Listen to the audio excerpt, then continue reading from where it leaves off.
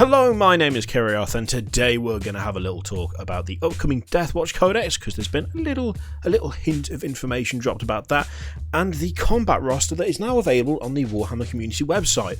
And, oh dear lord, that needs some work.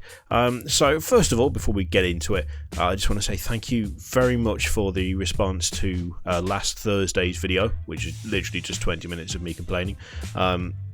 The response has been amazing, and it's genuinely given me a boost and a lift that I think I needed. So thank you very much for everyone who commented and got in touch with me and stuff. I'm attempting to reply to pretty much every comment I possibly can on that video, but it's taking a while because there's like 480 or something of them last time I checked. I will get there eventually. If you responded, then I'm hoping to get back to you. It'll take a few days, it'll take a few days.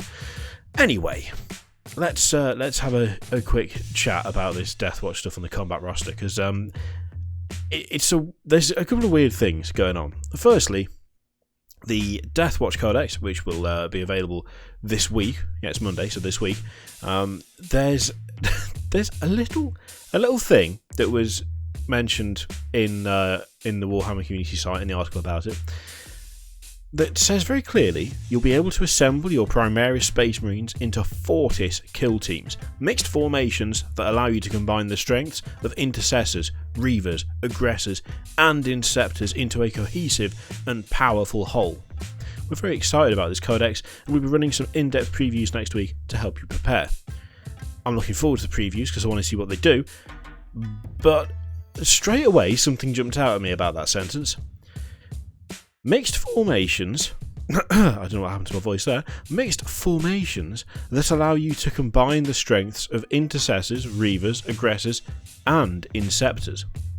Now you'll note there is a distinct lack of the one other unit that Primaris can take, as in squads of. Where's the Hellblaster in that list? Because I'm not seeing it right here. There's just no mention of it, and on top of that, it specifies assembling Primaris Space Marines into Fortis kill teams. It doesn't say anything about being able to mix Primaris in with other Space Marines. I will say right now that obviously we don't have the previews yet, they haven't dropped them yet, we don't know yet, but if it turns out that for whatever reason you just can't take Hellblasters in mixed formations, there'd better be a damn good reason for it, because it seems really odd to specify intercessors, reavers, aggressors, and inceptors in a mixed formation and not Hellblasters. I do not understand why there is an exception there. I don't know why it's not on the list. It could just be a thing where they just didn't, it's a typo, it's a missing word. I would hope that that's the case, because just randomly excluding one unit is kind of odd, especially given that out of intercessors, reavers, aggressors, and inceptors, you'd have thought that Hellblasters would fit in pretty well with the intercessors, reavers, and aggressors. Of all the things to exclude from that, I would suggest that inceptors would be the ones that would be excluded, because they have a very distinct style of play, they have a very distinct method of arrival.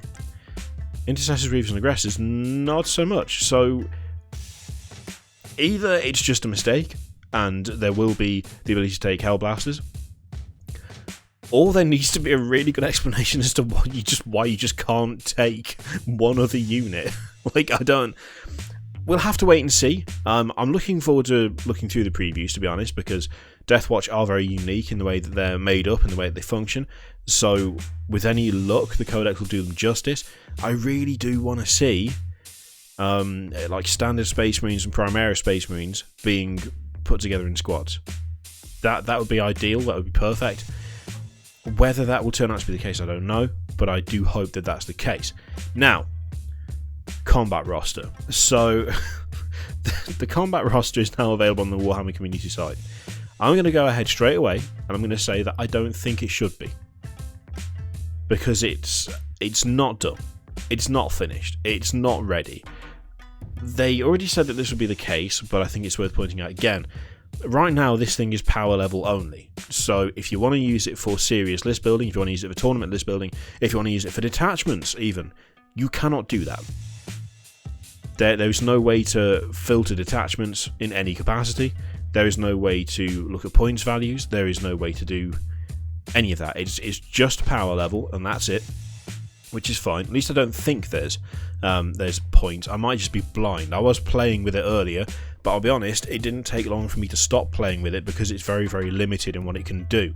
As I say, there's no sort of detachment thing built into it right now, which kind of is not great, since so much of the game revolves around attachments. It's like it's no longer a case of just, you know, here's your force organisation chart with your 3 HQ and your 6 troops and your 3 of everything else. That's not how 40k is now. Not implementing detachments right off the bat is a really weird decision, and says to me that it's not done, it's not finished. There's also organisational things in it that just make me shake my head, because let's say, for instance, you want to make a Crimson Fist army. You go to the War Scroll Builder, the combat roster. It's because it has War Scroll Builder next to it, like the link is next to it. You go to the combat roster. You're like, okay, I want Imperium. Then I want Crimson Fists. Awesome, let's have a look. Oh, Crimson Fists have got no options. All they have is one single HQ, which of course is Pedro Cantor. What am I supposed to do? Like, what do you do? Well, you see, the thing is, what you do is you add Pedro Cantor to your list, then you change the faction from Crimson Fists to Space Marines, and then you get to pick all your stuff.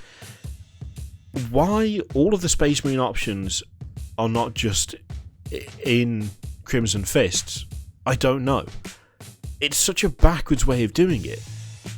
Surely the best thing to do would be to have Space Marines as a general option, and then have like named characters under HQ or elites or whatever. You know, if you've got a named character for a slot, just have that be there under the generic Space Marines option, rather than having a list of Crimson Fist, Raven Guard, Salamanders, and then having no unit options at all apart from one dude.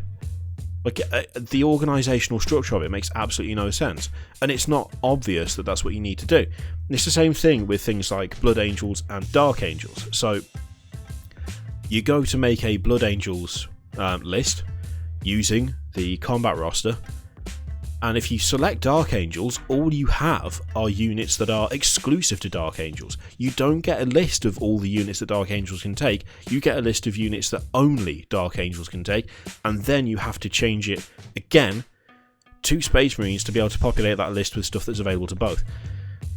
But of course the problem with doing that is that if you're, say if you're not 100% familiar, right, you're making a list, you've not been playing 40k for very long, the line between what is Dark Angels, what is Blood Angels, what is Space Marines is a bit blurred because, you know, you haven't got a lot of experience with this. Games Workshop are like, check out the combat roster, you can build your power level thing right here, you can go for it, it's great. It would be incredibly easy for someone to just add in units they cannot take. It would be easy to just get it, like literally just get it wrong, or vice versa. If you start out with a Space Marines force, and then you decide you want to have some sort of Dark Angels thing alongside it, because it's all just saved as one list, you could get properly messed up as to what actual army you're putting a list together for. Obviously, that's not an issue for those people who've been doing this for a while, but if you're a new player, you do not need the complication of having to switch out entire lists just to be able to see what your options are. When you select Blood Angels and Dark Angels, you should get all the units that are available to Blood Angels and Dark Angels, not just the units that are only available to Blood Angels and Dark Angels. When you filter it to Salamanders, you should be able to just see all the stuff that Salamanders can have, which of course is the entire Space Marine roster. Don't just be like, here's Vulcanistan and you can't have anything else. It's nonsensical. And I'd say things a very similar thing. I know technically Imperial Knights are Adeptus Mechanicus, but you can take them by themselves. You don't need that. And from what I can see, and I have looked a couple of times, and I don't know whether I'm being blind. I don't think I'm being blind. I cannot see an option for just Imperial Knights. There's Imperial Fists, but Imperial Knights is not an option. There's nothing there, but they can be fielded alone. Little things like that, it's just not that well done, and frankly at the moment I don't see that much of a use for it. It looks nice, it looks flashy, I'll give them that, but there's like blatant oversights, and part of me gets it. You announce that you're going to be doing a combat roster, you announce that you're going to give the ability to list build, you want them to be able to do it sooner rather than later. I get that, but there is also something to be said for taking your time and releasing something that's fit for purpose. There's something to be said for releasing something and making sure that it's in a place where it's easily usable, easily understandable, and it's not going to confuse anyone before you do that. That's not what's happened with the combat roster. It's here, but it's nowhere near done by the feel of it, and it's not simple enough for newer players, I don't think. Like, leaving it as power level is all very well, but you kind of need to make things nice and obvious as to how stuff works, and having to switch between lists to, add Gabriel Seth to your army, that's not nice and simple and easy to use. That's not intuitive. It's just not intuitive, I guess, is the main takeaway from this, and it's a shame. It should be a lot better. It needs to be a lot better because it has competition from elsewhere. It has non-Games Workshop approved stuff out there that are far better at doing what the combat roster currently does. And why would you use this with things like Battlescribe around? I just don't see a purpose for it right now, which is a shame, but I'm hoping that it gets updated, it gets built up, things like points values are added, things like detachments are added, they sort out stuff like separating Dark Angels and Space Marines units for whatever reason. Don't do that, combine them together under the Dark Angels tab so it's easier. It's all just stuff that, to be honest, I would have thought it's just common sense, but maybe not. Maybe it's not. Maybe I'm just having unrealistic expectations. I don't know. Anyway, what do you reckon? Are you looking forward to the Deathwatch previews? Are you one of those people who's like, get those Primaris away from my army? Or are you quite looking forward to see what they do with the Primaris in the Deathwatch stuff? And have you messed around with the combat roster? Think it's any good? Do you think it's actually quite good for newer players? Or do you think it kind of needs quite a bit of work like I do? Let me know in the comments below. In the meantime, feel free to click videos, Patreon, subscribe, all that shit. Click it if you like. Don't click it if you don't want to. And I will hopefully see you tomorrow for the next one. Toodaloo.